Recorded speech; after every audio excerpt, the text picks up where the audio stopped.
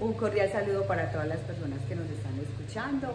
Hoy queremos hacer un video instructivo, inteligente, dado para todas las personas que se interesan un poquito más sobre lo que acontece y temas bíblicos. Hoy vamos a hablar sobre el profeta Jeremías.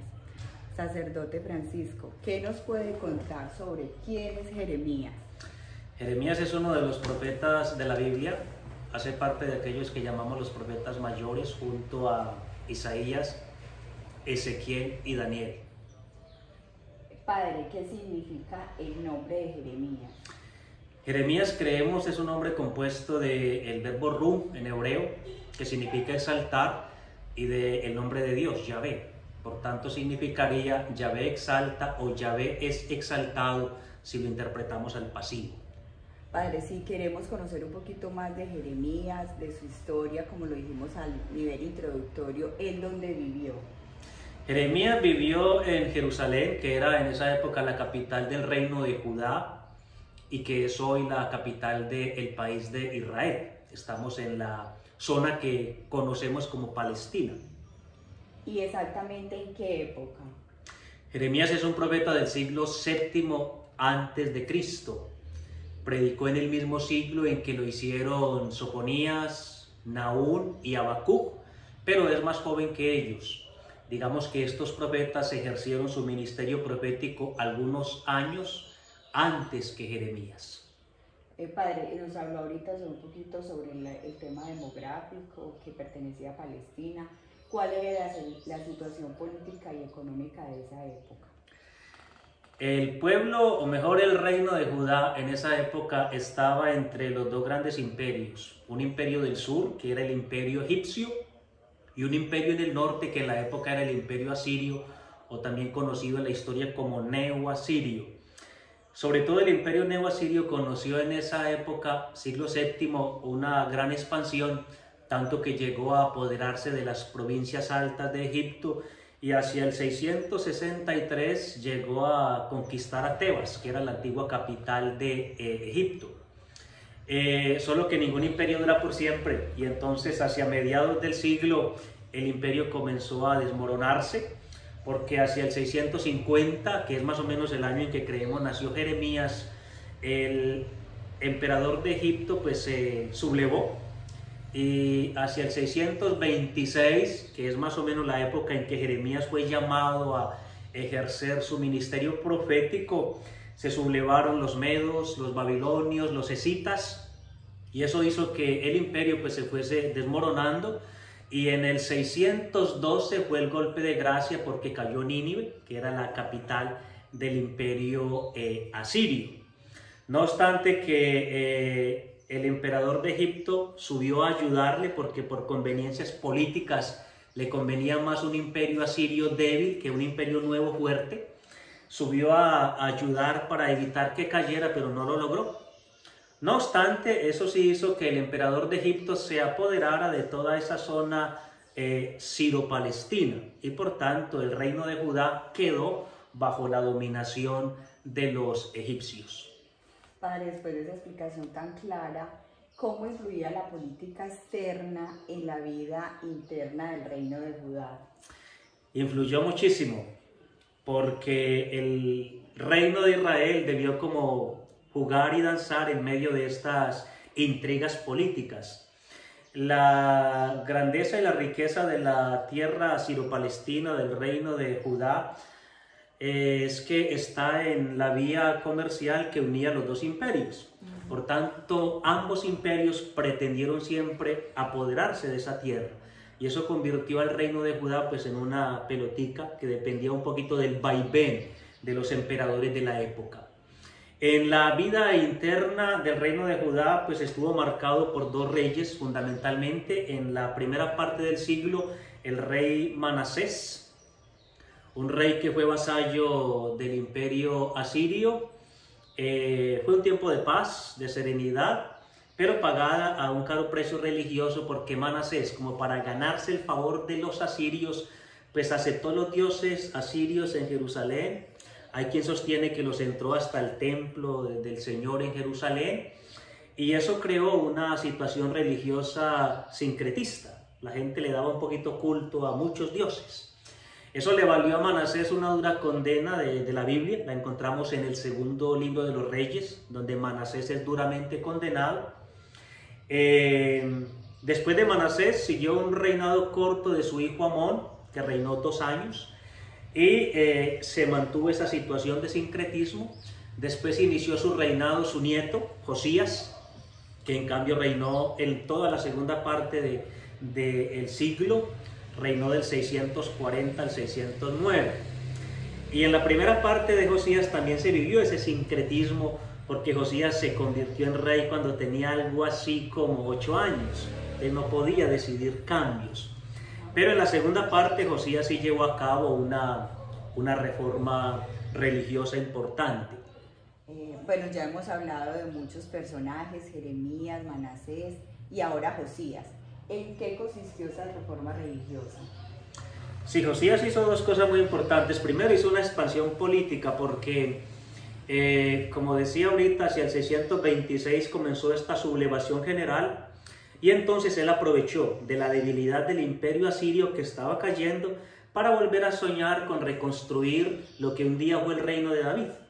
Entonces comenzó una expansión política, llegó a conquistar en la época lo que era la provincia de Megiddo, soñando con esta grandeza del reino davídico salomónico. Hizo una importante reforma religiosa porque hacia el 622, cuando restauraban el templo de Jerusalén, encontraron un rollo de pergamino que lo leyeron y se cree que es o que era lo que para nosotros hoy es el Deuteronomio o el núcleo del Deuteronomio actual. Y a partir de ese rollo, Josías comenzó una reforma religiosa que básicamente consistió en la purificación del templo. Sacó del templo de Jerusalén todos los dioses extranjeros, paganos, deidades astrales. Segundo, en revivir la llamada tradición de la alianza, o sea, mirar la relación de Dios con el pueblo de Israel como una relación de amor, de alianza. Y tercero, concentrar todo el culto en un solo lugar, que es el templo de Jerusalén, porque así lo pide el Deuteronomio. Esa fue la reforma de Josías. Bueno, entonces en un breve resumen, Josías pudo realizar lo que él planteó como proyecto. Desgraciadamente no, porque para ese proyecto hubiese necesitado que ninguno de los 2 imperios pues metiese las manos sobre la tierra de Israel. Pero no, desgraciadamente no, porque como dije hace poco, el imperio egipcio estaba ejerciendo su influencia, y también el nuevo imperio del norte, que era el imperio babilonio, pretendía apoderarse de esas tierras. Entonces, en el año 609, el emperador Necao está subiendo de Egipto para ayudar a los asirios. A Josías no le conviene que le ayude a los asirios porque él quiere que caiga, que se derrumbe totalmente el imperio asirio. Entonces sale a bloquear su camino, y en Megiddo hay una batalla muy fuerte donde Josías muere tempranamente en el 609, y con él pues muere su proyecto de reforma religiosa y política. Ese fue un golpe muy grande para el profeta Jeremías, que había soñado con esta reforma de Josías. Entonces, padre, hemos conocido mucho sobre el bagaje y trayectoria de vida de Josías. Después de la muerte de Josías, ¿qué pasa? Después de la muerte de Josías, pues hay un pequeño reinado ahí de su hijo, y el emperador de Egipto nombra como rey a Joaquín, una marioneta del emperador egipcio, un hombre déspota que reinó por 10 años, del 608 al 598, que recibió duras condenas del profeta Jeremías, porque efectivamente no fue un buen gobernante. En su época se volvió al sincretismo religioso de Manasés, volvió a traer las divinidades babilonias, las estableció en Jerusalén, y según algunos hasta en el mismo templo de Jerusalén. Entonces eso le valió una dura condena religiosa. Le tocó sí a Joaquín el cambio de mando, porque esa pugna por la tierra la tierra siro-palestinense se resolvió en el 605 en la llamada batalla de Carquemis, cuando se enfrentó el emperador de Egipto con el príncipe babilonio que se llamaba Nabucodonosor. y los babilonios derrotaron a los egipcios, y eso hizo que toda esa franja siro-palestinense, donde está el reino de Judá, pasara a ser dominada por los babilonios. Entonces a Joaquín le tocó ese cambio, un cambio fastidioso, porque ahí lo habían colocado los egipcios, y en cambio ahora le tocaba obedecer a los babilonios. Que no lo haya hecho con mucho gusto se nota, porque la cosa se puso maluca a inicios del nuevo siglo. Entre el 601 y el 601, parece que siguiendo una fake news, una falsa noticia, que le hicieron llegar de que el emperador babilonio había sido derrotado en Egipto. Entonces él, aprovechando de eso, se rebeló, se declaró independiente, pero la noticia era falsa. Entonces el emperador babilonio subió, pero mientras llegó, porque habían distancias muy largas, Joaquín murió y le sucedió su hijo. Cuando los ejércitos babilonios llegaron, pues en marzo del 597 a.C., se tomaron a Jerusalén, saquearon el templo, saquearon el palacio real, y el rey fue llevado en exilio. Y ahí se produjo lo que llamamos la primera gran deportación de la gente de Jerusalén hacia Babilonia. Se llevaron la clase pudiente, la clase alta de la sociedad, y entre ellos iba Ezequiel, el que será el profeta Ezequiel, hacía parte de esta primera deportación. Bueno, hemos conocido varios personajes a lo largo de esta entrevista, y no podemos dejar de hablar de uno, Sedecías. ¿Qué pasó con Sedecías y el reino de Judá? Efectivamente, cuando cae pues Jerusalén, el emperador babilonio nombra como nuevo rey a un tío del rey que había sido depuesto, y le cambió el nombre, le puso por nombre Sedecías, que en hebreo significa Yahvé es mi justicia, o Yahvé es la justicia.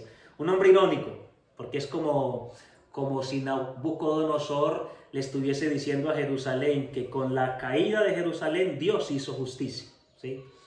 Sedecías pues gobernó y trató un poquito de manejar la situación, pero hay que decir que Sedecías fue un hombre incapaz para un tiempo de crisis. No era el hombre para una época tan complicada. No le hizo caso a Jeremías, porque Jeremías le insistía que la única vía para sobrevivir como nación era someterse a los babilonios, que no había otra vía de escape. En cambio, Sedecías se dejó llevar por un partido nacionalista que apoyaba una supuesta independencia, fanáticos de la guerra. Se dejó convencer, y hacia el 588 también él se rebeló contra los babilonios, confiándose en una promesa del emperador de Egipto, que ya en esa época era el emperador Ofra, de que él le habría ayudado si Babilonia venía a atacarlos. Nabucodonosor, conociendo los deseos de Egipto, reaccionó rápido. Inmediatamente bajó con sus ejércitos, sitió a Jerusalén por año y medio. El emperador de Egipto vino efectivamente a ayudar, pero no fue capaz. Le tocó retroceder, como lo había preanunciado Jeremías. Y después de año y medio, Jerusalén cayó. La ciudad fue destruida, el templo fue destruido. Sedecías, después de haber sido torturado, fue deportado.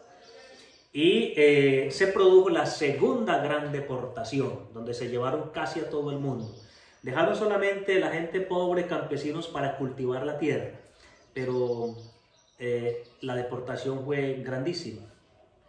Y entonces el emperador babilonio pues dejó a un gobernador encargado que se llamaba Godolías. Jeremías le ayudó con otras personas como a tratar de ir reconstruyendo lo que había quedado. Un acto muy bonito de Jeremías, porque Jeremías gozaba del favor de los babilonios, quizás porque ellos sabían que él predicaba que la única vía de escape era someterse a Babilonia. Entonces a Jeremías le prometieron pues asilo político. Los babilonios le dijeron: se viene, en Babilonia puede vivir tranquilo, hacer lo que quiera, goza de la protección. Y él prefirió quedarse con su pueblo, con su gente pobre que quedó allí, tratando de reconstruir. Pero los poquitos que quedaron de este partido nacionalista rápidamente mataron a Godolías. Y entonces, temiendo la dura represalia de los babilonios, que eran duros con las represalias, huyeron a Egipto y se llevaron por la fuerza a Jeremías y a Baruch, y ahí les perdimos los rastros. Hasta ahí llega lo que cuenta el libro de Jeremías y lo que cuenta la Biblia, que terminaron en Egipto. ¿Qué haya pasado allá con Jeremías? Ya no sabemos. Hay una tradición entre los hebreos que dice que habría muerto mártir, que los mismos paisanos lo habrían martirizado en Egipto. Pero ahí se nos pierde ya el rastro de Jeremías. Bueno, ya entrando en esta entrevista, en nuestro personaje central, que es Jeremías, ¿dónde nació específicamente él? Jeremías nació en una ciudad llamada Anatot, está a unos 7 kilómetros al norte de Jerusalén, en lo que un día fue el límite entre el reino del norte y el reino del sur. Era una ciudad de habitantes que tenían ascendencia sacerdotal, por eso Jeremías pertenecía a un linaje sacerdotal. No parece que haya ejercido nunca, porque en esa época no todos los que tenían linaje sacerdotal ejercían como sacerdotes, pero tenía linaje sacerdotal. Eso nos ayuda a entender por qué él conoce tanto de templo, de liturgia, de culto, por qué tiene muy frescas las tradiciones religiosas de su pueblo. Y el hecho de que vive en la frontera entre el reino del norte y el reino del sur también nos ayuda a entender por qué le es muy familiar un profeta del reino del norte que había predicado un siglo antes, como el profeta Oseas, porque hay una gran simpatía y una gran familiaridad de pensamiento entre los dos. ¿Y cómo era Jeremías? Jeremías, una personalidad delicada, un hombre amante del silencio contemplativo, de la contemplación silenciosa, de la vida tranquila. Esas almas dulces, esa gente que son buenas como el pan, incapaces de hacerle daño a nadie, amante de su pueblo, amante de su gente. Una personalidad tranquila, serena, que amaba las pequeñas alegrías de la vida ferial, de la vida de todos los días. Y sin embargo, contra los rasgos de su personalidad, le tocó luchar ferozmente contra hombres potentes, contra potencias humanas. Le tocó sufrir muchísimo, sufrir persecuciones, cárceles, insultos, desprecios. Es un mártir de la vocación, ¿sí? Un mártir del deber, como decimos. Bueno, ya vamos a pasar. ¿Cómo se divide el libro de Jeremías? El libro de Jeremías lo solemos dividir en 3 grandes partes. Del capítulo 1 al capítulo 25 tenemos los oráculos contra Judá y Jerusalén. Sí. Son oráculos pronunciados en esos 3 reinados de los que hemos hablado. En el reinado de Josías, en el reinado de Joaquín y en el reinado de Sedecías. La segunda parte va del capítulo 26 al 46.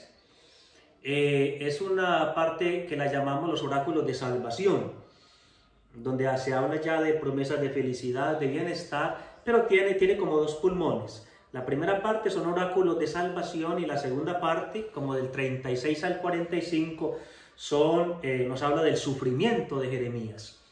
Lo que me parece muy particular porque es como si se estuviese diciendo que toda esa promesa de salvación, toda esa promesa de felicidad que Jeremías anuncia, la tuvo que pagar a caro precio y la tuvo que pagar con sufrimiento en la carne propia. Y la tercera parte, que son ya los últimos capítulos, hasta el capítulo 51, son los oráculos contra las naciones extranjeras. Porque los profetas tenían una sensibilidad muy grande a la llamada política internacional. Tenían la clara conciencia de que el destino de un pueblo no depende solo del pueblo, depende de toda una trama de política internacional que se mueve a su alrededor. Y el capítulo 52 es un apéndice. Ahí termina Jeremías, son 52 capítulos, uno de los profetas más largos que tenemos en la Biblia. Bueno, ¿y cómo fue la predicación oral de Jeremías? Pues como todo profeta en la época, ellos anunciaban oráculos, discursos delante de la gente, y por tanto en Jeremías tenemos una serie de lo que llamamos estilos literarios o géneros literarios, diversos. En Jeremías tenemos oráculos, discursos, tenemos lamentaciones, tenemos oraciones, tenemos plegarias, tenemos cartas, tenemos un género que se llama el RIP, o sea, una especie de discusión judicial. Es una persona muy hábil literariamente y es considerado pues uno de los grandes poetas de la Biblia por el estilo literario que tiene, las dramatizaciones vitales que tiene, el cambio de tonos, porque pasa de un tono simple, suave, a un tono fuerte, de manera que literariamente es muy rico, fue muy rica su predicación oral. Bueno, Jeremías nos ha dejado muchas cosas, pero ¿cómo se formaron los libros? Los libros creemos, porque aquí entramos en el campo de la hipótesis, no tenemos un registro de cómo se hicieron, pero generalmente los estudiosos lanzan como hipótesis que estos libros, el libro de Jeremías se creó como en 3 grandes estadios. El primer estadio original es la predicación oral del profeta, los oráculos que él o escribía o él los dictaba, generalmente a Baruch, que fue siempre como su secretario, o recuerdos personales, las llamadas confesiones de Jeremías, él mismo las escribía como si escribiese un diario, ¿sí? Eso en el estadio primero original. En un segundo estadio tenemos una serie digamos, de añadiduras compuestas sobre todo ya por Baruch, donde él cuenta un poquito su visión de la vida del profeta, cómo era el profeta, qué predicaba el profeta. Entonces digamos que el libro se fue engordando, ¿sí? Y en un tercer estadio tenemos ya una serie de ampliaciones que fueron hechas por manos diversas, en épocas diversas y siguiendo intereses diversos. Y así la obra llegó a ser lo que es hoy. ¿Cómo nos damos cuenta de que se dieron esas ampliaciones? Por ejemplo, por un hecho muy concreto, y es que si comparamos el texto masorético, o sea, el texto hebreo de Jeremías, con la versión de los 70, que es el texto griego, la traducción griega que se hizo del libro de Jeremías, hay un 14% de diferencia. Es decir, el Jeremías griego de la versión de los 70 es un 14% más corto que el Jeremías hebreo. Si no estoy mal, creo que hay 3097 palabras hebreas que no están, o sea, que no fueron traducidas al griego. ¿Eso cómo se ha explicado? Algunos ya desde Orígenes en el siglo III decían que es que los traductores griegos tenían una tendencia a abreviar, pero no parece porque, por ejemplo, en el capítulo 33 y creo que en el 39 faltan pedazos enteros, bloques enteros. Entonces no es una cuestión de resumir, sino que efectivamente el texto hebreo parece que fue ampliado. Y efectivamente, por allá en el año 1947 en adelante, cuando se descubrieron los llamados rollos de Qumran, se encontraron rollos que contienen textos de Jeremías. Pero lo más natural es que pensáramos que lo que se encontró de Jeremías coincidía con el texto hebreo. En cambio no, coincide más con el texto griego. Entonces parece que el texto hebreo que nos llegó sufrió ampliaciones en el tiempo. ¿Eso es malo? No, porque eso significa que el texto de Jeremías fue siempre un texto dinámico, vital, un texto leído, manipulado, manoseado por la comunidad, que lo fue ampliando continuamente. Eso da solo testimonio de cuánto fue importante el libro del profeta Jeremías para la vida del pueblo. Bueno. Padre, no podríamos ir ya para concluir sin dar un pequeño síntesis sobre el personaje de Jeremías. Bueno, Carolina, pues agradeciéndote por esta invitación. Jeremías, cuando Jesús en el Evangelio de Juan, capítulo 2, purifica el templo, ¿no?, que saca a los vendedores de bueyes y todas estas cosas, dice: no conviertan la casa de mi padre en una cueva de ladrones. Está citando al profeta Jeremías. O cuando, según Lucas, en la última cena tomó el cáliz y dijo: este es el cáliz de la nueva alianza, está citando a Jeremías. Jeremías, es más, la gente en la época de Cristo veía algunos parecidos entre Jesús y Jeremías. Nos damos cuenta porque en Mateo 16, cuando Jesús pregunta, ¿quién dicen los hombres que es el Hijo del Hombre? La gente dice, unos dicen que es Elías, otros dicen que es Jeremías. De manera que en la visión de la gente, Jesús se parecía a Jeremías. Y eso ya habla de la grandeza de este gran profeta. Un hombre de pasión, como decía, un hombre que sufrió muchísimo. Hay una frase en el libro del profeta Jeremías que dice: Jeremías se hundió en el pantano, porque efectivamente lo quisieron enterrar vivo, un hombre de mucho dolor, que sintió como la gente que él quería, sus amigos, sus parientes, lo traicionaban, buscaban eliminarlo. De manera que un hombre que encarnó, es un héroe del dolor, un mártir de la pasión, un mártir de la vocación, un mártir de la misión. Segundo, es un hombre amante de la palabra de Dios, enamorado de la palabra de Dios. Hay un texto de Jeremías que dice: cuando tus palabras me salieron al encuentro, yo las devoraba. Eso es Jeremías, un devorador de la palabra de Dios. Y dice: porque tu palabra era el gozo y la alegría de mi corazón, un enamorado de la palabra de Dios. Tercero, un hombre muy fiel, fiel a Dios, fiel a su religión, fiel a su pueblo, fiel a su ciudad, fiel a su misión, fiel a su vocación. Un hombre muy fiel, indiscutiblemente. Un místico, un hombre que se forjó y se maduró en el encuentro y en el desencuentro con Dios. Y eso lo hizo pues un hombre de una profundidad espiritual única. Y para terminar, pues el hombre que escogió Dios para acompañar al pueblo, quizás en la época más crítica que vivió en su historia. En esa época de la caída de Jerusalén, cuando el pueblo sencillamente lo perdió todo. Perdió tierra, perdió cultura, perdió identidad. O sea, todo lo que eran los referentes de su identidad como pueblo se vinieron al piso.